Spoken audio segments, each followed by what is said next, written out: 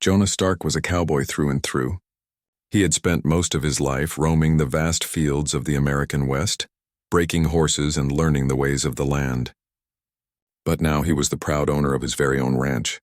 It wasn't much, just a large piece of land, some cattle, and a small house, but to Jonah it was everything. After years of working for other ranch owners, he had finally saved enough to buy a place of his own. The land he bought wasn't far from the Apache territories, and that was something Jonah hadn't fully understood when he made the purchase. He'd heard rumors about the ranch's history, but he didn't know much about it. What he did know was that the land was beautiful and rich with potential. As he rode in on his horse, the sun was setting behind the hills, casting a golden light over the sprawling land. Jonah felt like a king. He had dreams of making this ranch a success, but he quickly realized that the ranch wasn't as empty as he had thought. As Jonah approached the main house, he noticed two figures standing near the barn. They were women, tall and strong, their faces full of determination. They didn't seem to notice him at first, so he called out to them, "Hey there, I'm Jonah Stark, the new owner of this place." The two women turned to face him. The older one, with dark hair braided tightly down her back, gave him a sharp look. Her eyes were fierce, like she could see right through him. The younger one, with long black hair that flowed like a river, smiled warmly, though there was a hint of mischief in her gaze. "We know who you are," the older one said. Her voice was calm, but there was strength in it. "I'm Taji, and this is my sister Suma." Jonah nodded, trying to seem confident, though he couldn't help but feel a little nervous. He had expected to meet workers who were willing to help him run the ranch, but these two women seemed different. They didn't look like ordinary ranch hands. "So what exactly do you do around here?" Jonah asked, trying to sound casual. "We live here," Taji said simply, "and we protect this land." Jonah blinked. Protect the land from what? He didn't know much about the area's history, but he did know that the Apache people had once roamed this land freely. They had a deep connection to it. Jonah wondered if that was why Taji and Suma seemed so serious. "Well," Jonah began, trying to smooth things over, "I've got big plans for this ranch. I want to make it work. I've got cattle coming in soon, and I'll need some help around here. I don't mean any harm, I just want to make sure everything's good." Taji raised an eyebrow. "Plans, huh? Well, you're not the first man to think he can take control of this land. But it's not as easy as it looks. This land has a history that you can't just erase." Jonah's stomach twisted. He didn't want to argue. He understood that history meant a lot to people, but he had invested everything in this ranch. Still, there was something about Taji and Suma that made him want to listen. They weren't just two random women. They carried an air of power and wisdom that Jonah couldn't ignore. "I understand," Jonah said carefully. "I don't want to disrespect anyone or anything. If you want, I'll make sure we can work together. I'm not here to fight anyone, I just want to make this place thrive." Suma, the younger sister, smiled at him. "You've got spirit," she said. "But this isn't just about cattle and land.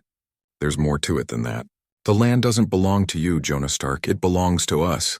It's been in our family for generations." Jonah's eyebrows furrowed. "What do you mean by that?" "I paid for this land. It's mine now." Taji stepped forward, her eyes hard as stone. "Not in the way you think. You may own it on paper, but you can't own the land itself. The land will always belong to the Apache people. You're just a visitor here, and if you want to stay, you'll need to prove yourself." Jonah felt a bit of a chill. He hadn't expected this. He had assumed that after signing the papers, everything would be straightforward. But it seemed that the sisters and the land itself had other ideas. Before he could respond, Taji turned and motioned to the house. "Come, we'll talk more inside. There's much you don't understand." Jonah followed them into the house, a large wooden structure that looked old but sturdy. It had a warmth to it, as if it had been cared for over the years. Taji and Suma set about preparing some food, and Jonah took a seat at the table, feeling out of place. He had never been in a home like this before. As they ate, the conversation shifted. Jonah asked more questions about the land and the Apache traditions. Suma explained that the land had once been the heart of the Apache people. It was sacred ground, full of memories and meaning. Taji added that their family had lived on this land for generations, and they wouldn't let anyone take it away from them. Jonah realized that the sisters weren't just concerned about money or power. This was about their culture, their ancestors, and their very way of life. But then, in the middle of dinner, something unexpected happened. "You should marry the two of us," Suma said suddenly, her voice casual as though she was suggesting they go for a walk. Jonah froze.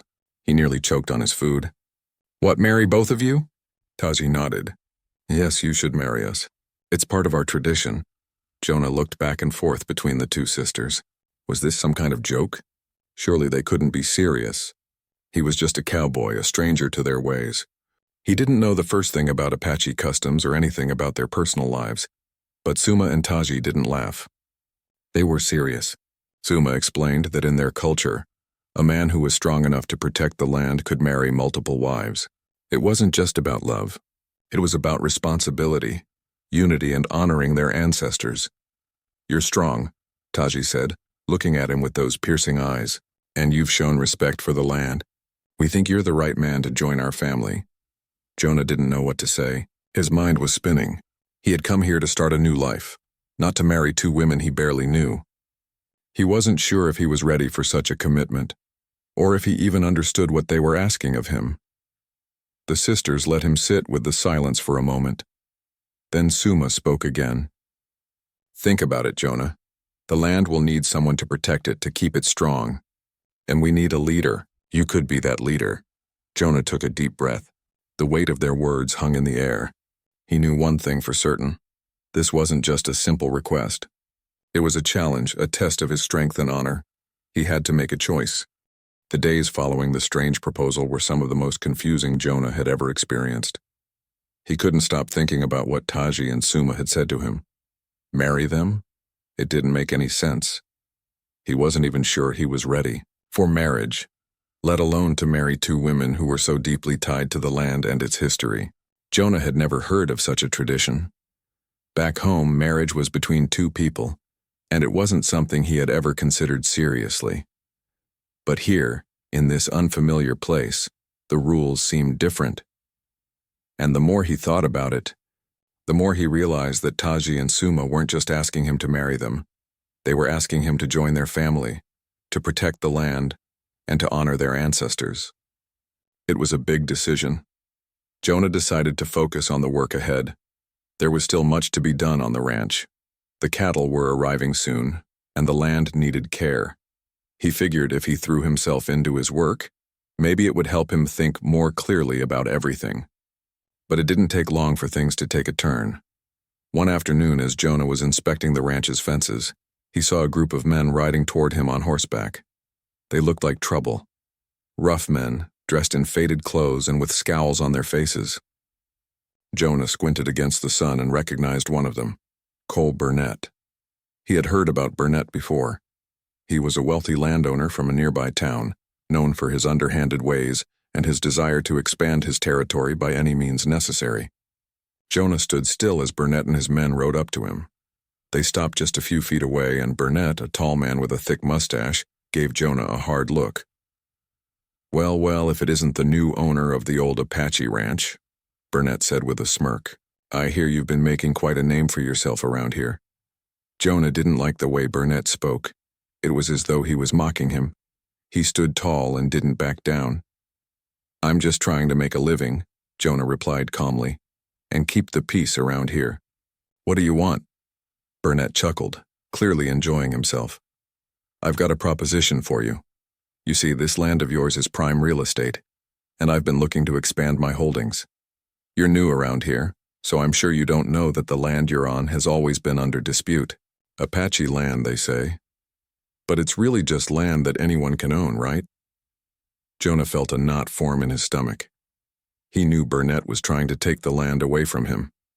It was no secret that the man had been eyeing it for a long time, and now with Jonah being new to the area, he probably thought he could take advantage. "I'm not interested in selling," Jonah said firmly, looking Burnett straight in the eye. Burnett's expression darkened. "I think you'll reconsider once you realize what you're up against. This land's been in my sights for years. I don't care about your little ranch or your Apache traditions. You'll either sell to me or I'll make sure you regret it." Jonah's heart raced. He had been prepared for challenges, but he hadn't expected it to come this quickly. He had no intention of giving up his land without a fight, but he knew he was outnumbered. "Leave now," Jonah said, his voice low and steady. "And if you don't, I'll make sure you regret it." Burnett sneered. Big words for a man with no backup.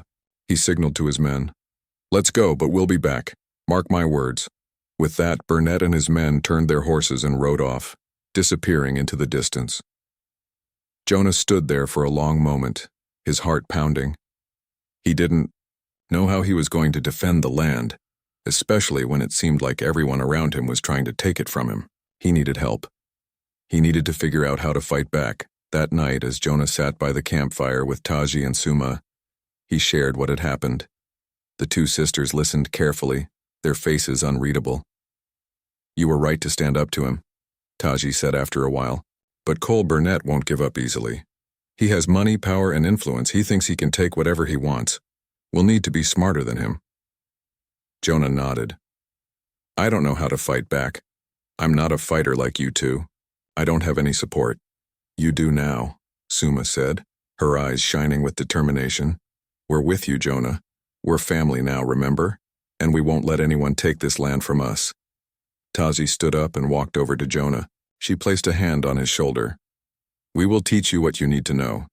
You may not be a warrior, but you can still protect this land. It's about more than just fighting. It's about outsmarting them, using the land to your advantage." Jonah felt a surge of gratitude for the sisters. They didn't have to help him, but they were offering their support.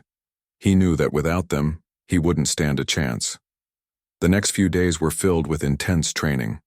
Taji and Suma taught Jonah how to read the land, how to move silently, and how to use the terrain to his advantage. They showed him how to track animals and people, how to set traps, and how to create ambushes. Jonah quickly learned that the land held many secrets. With the right knowledge, he could turn the tables on Burnett and his men. One morning, as Jonah was practicing with a bow, Suma pulled him aside. "We need to talk about what we said before," she said quietly. "About marriage." Jonah looked at her confused. "Now?" "Yes," Suma said. "I know it's a lot to take in, but I want you to understand something. This isn't just about marriage. It's about unity, about building something together. We're asking you to join our family to protect the land and the people who live on it. We need each other, Jonah." Jonah swallowed hard. He had been thinking about their proposal nonstop, but he still didn't know what to say. He wasn't sure he was ready for such a big commitment, but as he looked at the two sisters, strong, wise, and loyal, he realized something. They weren't just asking him to marry them. They were asking him to be part of something much bigger. They were asking him to become part of their legacy. "I'm not sure I'm ready for that," Jonah said, his voice low. Taji stepped forward, her expression softening. "You don't have to decide right now, but we're asking you to think about it. This land, this family, it's something worth protecting. And if you choose to be part of it, you'll never be alone." Jonah felt the weight of their words. It wasn't just about him anymore. It was about the land, the people, and their future together. The next day, Burnett returned with more men, but this time Jonah was ready. With Taji and Suma by his side, they used everything they had learned to set up a series of traps and ambushes. The battle was fierce, but with the sisters' help, Jonah was able to outsmart Burnett's men and drive them off. Burnett was forced to retreat, his plans shattered. As the dust settled, Jonah stood beside Taji and Suma, feeling a deep sense of pride. He had made the right choice. He had fought for the land, and with the sisters' help, he had won. But the battle wasn't over yet. Jonah knew that Burnett would return and that there would be more challenges ahead. But now he wasn't alone. He had found his place here, with Taji and Suma, and together, they would protect the land they all called home.